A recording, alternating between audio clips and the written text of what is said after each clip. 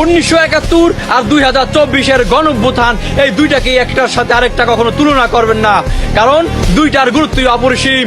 দুইটাই এই জাতির ইতিহাসে গর্বের অধ্যায়। মাননীয় স্পিকার, 1971 আমাদের স্বাধীনতা এনে দিয়েছে, আর 2024 আমাদের মনে করিয়ে দিয়েছে অন্যায়ের বিরুদ্ধে এই জাতি কখনো মাথা নত করে না।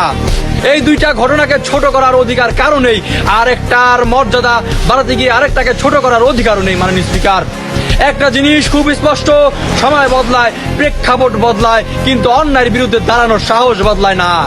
1971-এর মানুষ জীবন দিয়েছে, 2024-এও মানুষ রাস্তায় নেমেছে, কিন্তু লক্ষ্য একটাই ছিল, অন্যায়ের বিরুদ্ধে প্রতিবাদ। মাননীয় স্পিকার, আজ কিছু মানুষ ইচ্ছা করে বিভাজন তৈরি করতে চায়, কেউ বলে ওটা বড়, কেউ বলে এটা বড়।